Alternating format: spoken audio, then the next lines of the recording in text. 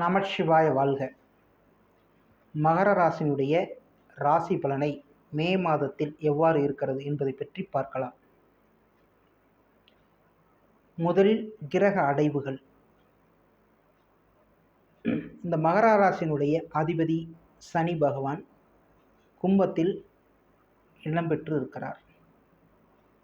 3ஆம் வீட்டிலே செவ்வாய் பகவான், ராகு பகவான், புதன் பகவான் இடம்பெற்று இருக்கிறார்கள். அடுத்ததாக 4ஆம் வீட்டிலே சுக்கிர பகவானும் சூரிய பகவானும் இருக்கிறார்.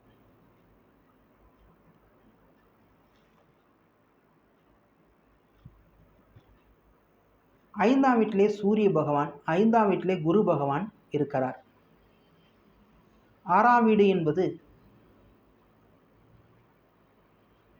அதாவது 6ஆம் வீட்டிலே எந்த விதமான கிரகங்களும் இல்லை. 9ஆம் வீட்டிலே கேது பகவான் இருக்கிறார். இந்த மாதத்தில் கிரகத்தினுடைய அடைவு இவ்வாறாக இருக்கிறது. கிரகத்தினுடைய பலம் எவ்வாறு இருக்கிறது என்பதை பார்க்கலாம்.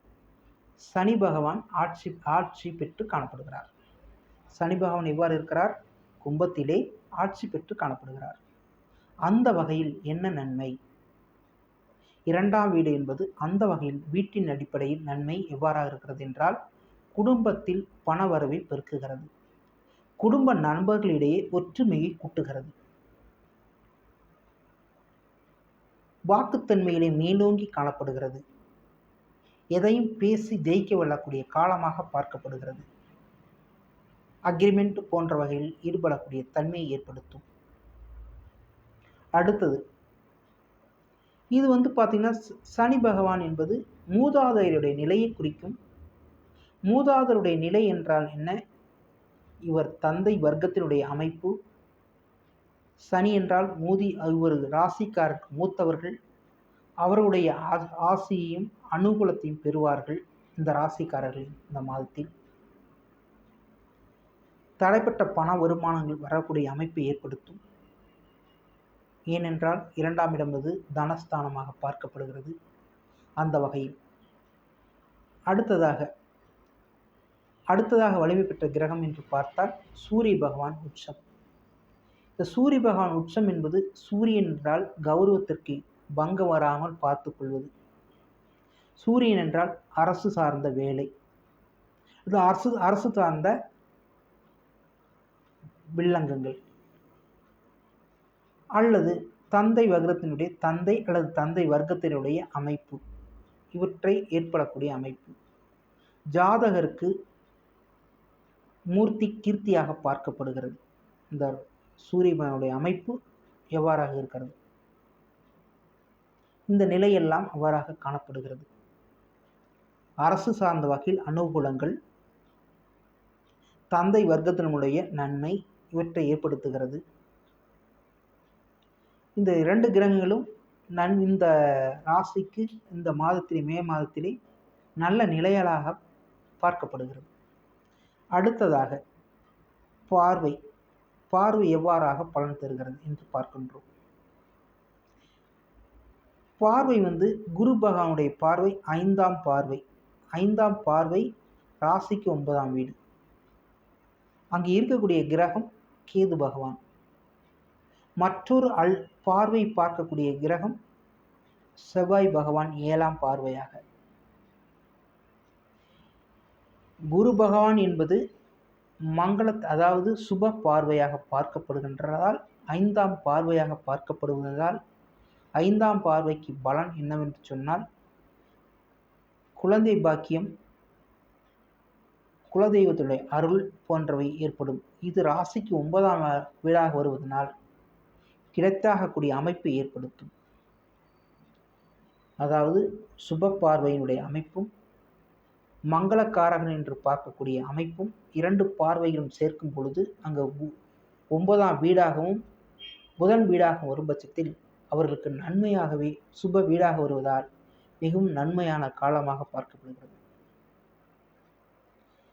அடுத்ததாக 7ஆம் பார்வை ராசிக்கு 11ஆம் வீடு, விருச்சக வீடு.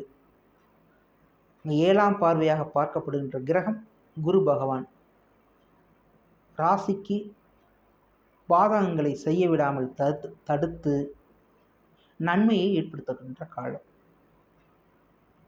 நினைத்ததை நிறைவேற்றக்கூடிய அமைப்பு ஏற்படும். ராசிக்காரர்களுக்கு மகிழ்ச்சியான வாழ்க்கையை கொடுக்கும். எண்ணங்களை ஈடேற்ற செய்யக்கூடிய அமைப்பு ஏற்படுத்தும். 7ஆம் பார்வையுடைய அமைப்பு அவ்வாறாக இருக்கிறது. அடுத்தது அதாவது ராசியை பார்க்கிறது. ராசியை பார்க்கும் பட்சத்தில் இது அதாவது 9ஆம் பார்வையாக ராசியை பார்க்கும் பட்சத்தில் சனி வீடாக வருவதனால் ராசிக்காரராக வருவதனால் அங்கே ஒரு சுபத்தன்மையை ஏற்படுத்துகிறது. இதுவரையும் இருந்து வந்த தடை தாமதங்களை விளக்குகிறது. ராசிக்காரருக்கு ஒரு வகையான மேன்மையை ஏற்படுத்துகிறது. பொருளாதார வகையிலும் சரி, குடும்ப வகையிலும் சரி ஒரு நன்மையான காலமாக பார்க்கப்படுகிறது. அடுத்ததாக ராசி கட்டத்தினுடைய செயலாக்கம் இந்த மாதத்திற்கு எவ்வாறு இருக்கிறது, ஒவ்வொரு கட்டங்களும் என்ன சொல்லுகிறது? குரு பார்வையின் அடிப்படையில் ராசி நன்மையை செய்கிறது என்பதை பார்த்தோம். அடுத்து 2ஆம் வீடு. 2ஆம் வீட்டுடைய தன்மை அங்கு சனி பகவான் ஆட்சி பெற்று காணப்படுகிறார். அந்த வகையில் பொருளாதாரம் மேலோங்குகிறது. 2ஆம் வீடு என்பது என்ன? குடும்பஸ்தானம், தனஸ்தானம், வாக்குஸ்தானமாக பார்க்கப்படுகிறது. குடும்பம் அங்கு அந்நுண்ணியத்தன்மை பெறுகிறார்கள். குடும்ப உறுப்பினரிடம் அதிகமாக அந்நுண்ணியத்தன்மை நிலவுகிறது. ஒற்றுமை ஓங்குகிறது. ஒன்றாக கூடி குதூகலத்தை அனுபவிக்கக்கூடிய அமைப்பு ஏற்படுத்தும். அதாவது வெளியில் செல்லுதல் போன்றவை ஏற்படுத்தும். அடுத்தது குடும்பத்தை பார்த்தது வருமானம். அங்கு சனி பகவானுடைய நிலை நன்றாக இருப்பதனால் பொருளாதாரத்தினுடைய குடும்ப உறுப்பினர்களுக்கே பொதுவாக வருமானத்தை ஏற்படுத்தக்கூடிய அமைப்பு ஏற்படும். அடுத்தது தனம், அதாவது வாக்குஸ்தானம். வாக்கு எவ்வாறாக இருக்கிறது என்று பார்த்தால் கொடுத்த வாக்கை மீறாத தன்மை ஏற்படுத்துகிறது. மேலும் நல்ல பேசக்கூடிய தன்மையும் ஏற்படுத்தக்கூடிய அமைப்பு ஏற்படுத்துகிறது. நல்ல வகை பேச்சு அப்படி என்றால் மங்களகரமான பேச்சு, எதிர்காலத்து திட்டத்தை செயலாக்கக்கூடிய பேச்சு, இந்த வகையில் நன்மையை ஏற்படுத்துகிறது. அடுத்து 3ஆம் வீடு. இந்த 3ஆம் வீட்டிலே செவ்வாய் பகவான், ராகு பகவான், புதன் பகவான் இருக்கிறார்கள். இவர்களுடைய ஆதிபத்தியம் என்ன? ராசிக்கு செவ்வாயுடைய ஆதிபத்தியம் ராசிக்கு 4ஆம் வீட்டு அதிபதியும் 11ஆம் வீட்டு அதிபதியாக வருகிறார். ராசிக்கு 3ஆம் இடத்தில் அங்கம் வகிக்கிறார். புதன் பகவான் 6ஆம் வீட்டு அதிபதியாகவும் 9ஆம் வீட்டு அதிபதியாகவும் வருகிறார். அந்த வகையில் 2 கிரகங்களும் கூடி அங்கு ராகு பகவானுடைய செயலாக்கத்தை குறைத்து நன்மை ஏற்படுத்துகிறது. 3ஆம் வீடு என்பது என்ன? காரிய வீரிய வெற்றி சகோதரஸ்தானமாக பார்க்கப்படுகிறது. இளைய சகோதரஸ்தானம். அந்த வகையில் இளைய சகோதரன் மூலம் நன்மை ஏற்படுத்துகிறது.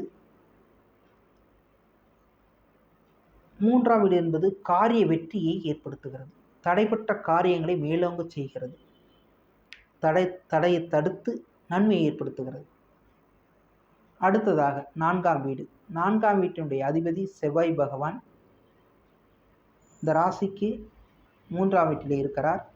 ராசியிலே சூரிய பகவானும் சுக்கிர பகவானும் இருக்கிறார்கள். அந்த வகையில் ஒரு நன்மையாகவே பார்க்கப்படுகிறது.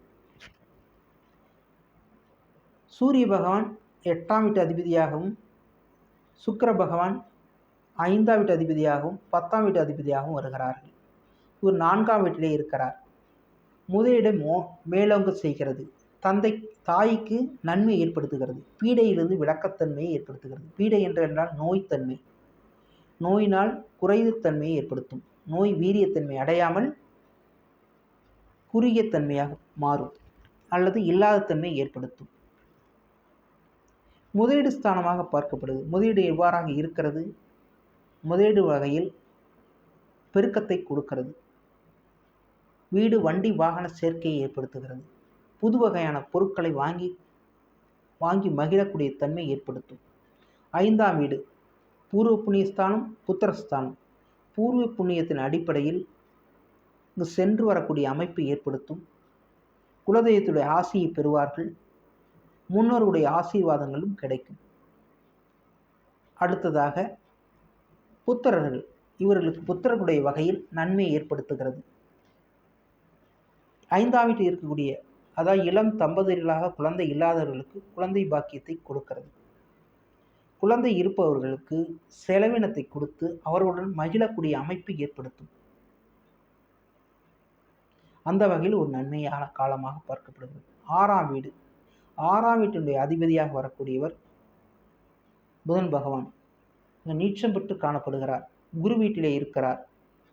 குருவுக்கு 11ஆம் இடத்திலே இருக்கிறார்.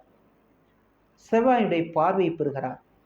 4ஆம் வீட்டு அதிபதியாகவும் 11ஆம் வீட்டு அதிபதி பார்வை பெறும் பொழுது அங்கு அவருக்கு நன்மையான காலம். அதாவது தீமையை செய்ய முடியாமல் ருணஸ்தானத்தை, அதாவது நோய்த்தன்மையை ஜாதகருக்கு கொடுக்காமலும் கடனை கொடுக்காமலும் தடுக்கக்கூடிய அமைப்பாக பார்க்கப்பட்டு வெற்றியை ஏற்படுத்தக்கூடிய காலமாக பார்க்கப்படுகிறது. அந்த வகையில் ஒரு நன்மை. சமசப்தம் 7ஆம் வீடு, இது களத்திர வீடாக பார்க்கப்படுகிறது. களத்திரம் என்றால் என்ன? மனைவி ஸ்தானம். ஆணாக இருந்தால் மனைவி, பெண்ணாக இருந்தால் கணவன். இந்த வகையில் பார்க்கப்பட்டு அந்த வீட்டின் அதிபதியாக வரக்கூடிய சந்திர பகவான் இந்த மாதத்தில் 12 வீடுகளையும் 12 ராசி வீடுகளையும் 27 நட்சத்திரங்களையும் சந்தித்து வரக்கூடிய அமைப்பை ஏற்படுத்தும். அங்கு இருக்கக்கூடிய கிரக வலிமை, தீமை போன்றவற்றின் அடிப்படையில் நன்மை தீமைகளாக வருகின்ற நிலையில் ராசிக்கு அந்த 7ஆம் வீட்டுக்கு 11ஆம் வீட்டில் இருக்கக்கூடிய குரு பகவானுடைய ஆசையினால் தீமைகள் தடுக்கப்பட்டு நன்மைகளாக மாற்றப்படுகிறது. அந்த வகையில் ஒரு வகையில் நன்மையாக பார்க்கப்படுகிறது. அடுத்ததாக 8ஆம் வீடு. இந்த 8ஆம் வீடு என்பது சூரியனுடைய உச்ச வீடாக பார்க்கப்படுகிறது. சூரியன் இந்த மாதத்தில் இருக்கக்கூடிய வீடு மேசத்திலே சூரிய பகவான் உச்சம் பெற்று காணப்படுகிறார். உடன் இருக்கக்கூடிய கிரகம் 5ஆம் வீட்டு அதிபதி 11ஆம் வீட்டு அதிபதியாக வருகிறார். இவர் 8ஆம் வீட்டு அதிபதியாக இருந்தாலும் இந்த 8னுடைய வேலை, தடை, தாமதம் இவற்றை தடுத்து நிறுத்தி அந்த ராசிக்கு ஒத்துழைக்கக்கூடிய அமைப்பை ஏற்படுத்தும். அங்கு ஏனென்றால் குரு சுக்கிர பகவானுடைய இணைவு இவ்வாறாக செய்ய வைக்கக்கூடிய காரியத்தை ஏற்படுத்துகிறது. அடுத்ததாக 9ஆம் வீடு. 9ஆம் வீடு என்பது குரு பார்வனுடைய அருளை பெறுகிறது. அந்த 9ஆம் வீட்டுடைய கீர்த்தி நிலை என்ன? 9ஆம் வீடு என்பது பாக்கியஸ்தானமாக பார்க்கப்படுகிறது. பாக்கியங்களுக்கு பெறுகிறார்களா? கேது பகவான் அந்த பாக்கியத்தை பெறுவதை தடுத்தாலும் குரு பகவானுடைய பார்வை, சுபத்தன்மை பார்வை அங்கு கெட்டத்தன்மை நீக்கி நன்மைத்தன்மையை ஏற்படுத்துகிறது. பிரிதோர், அதாவது இந்த வீட்டினுடைய அதிபதி புதன் 7ஆம் பார்வையாக பார்க்கிறார். அடுத்ததாக செவ்வாயுடைய பார்வையும் பெறுகிறார். செவ்வாயுடைய பார்வையும் கலந்த ஒளி பார்வையின் அடிப்படையில் இவர்கள் நன்மையான காலமாக பார்க்கப்படுகிறது. இந்த 3 கிரகங்களுடைய பார்வை அமைப்பு நன்றாக இருக்கிறது. திரிகோணத்திலே குரு பகவான் சஞ்சாரம் செய்கிறார். அந்த வகையிலும் ஒரு நன்மை. எல்லா வகையிலும் இந்த கீர்த்தியை பெறக்கூடிய அமைப்பினால் மகர ராசிக்காரர்கள் இந்த மாதம் மிகவும் அற்புதமான காலமாக பார்க்கப்படுகிறது. அடுத்து 10ஆம் வீடு. 10ஆம் வீடு என்று சொல்லும் பட்சத்தில் அந்த வீட்டின் அதிபதி சுக்கிர பகவான் 7ஆம் பார்வையாக பார்க்கிறார். உச்சம் பெற்ற குரு சூரியனோடு சேர்க்கை பெற்று பார்க்கிறார். அந்த வீட்டின் அதிபதி 10ஆம் வீட்டை பார்ப்பதனால் சூரியனுடைய அனுகூலம் இருப்பதினாலும் தடைப்பட்ட காரியங்கள் நிறைவேற்றி அரசு வகையில் தடைப்பட்டு நிற்கக்கூடிய காரியங்கள் நிறைவேறுகிறது. தந்தை வகையில் கிடைக்க வேண்டிய உதவி கிடைக்கப்பெறுகிறது. கௌரவங்களுக்கு இழுக்கு வராமலும் நன்மையை ஏற்படுத்துகிறது. இந்த மாதத்தில் பொதுவாக வியாபாரிகளுக்கு மிகவும் அற்புதமான காலம், தொழிலாளர்களுக்கு மிகவும் அற்புதமான காலம், முதலீடு செய்து முதலாளிகளுக்கு மிகவும் பெருத்த லாபத்தை தரக்கூடிய அமைப்பை ஏற்படுத்துகிறது. இந்த மாதம் இந்த மகர ராசிக்காரருக்கு ஒரு பொற்காலமாகவே பார்க்கப்படுகிறது.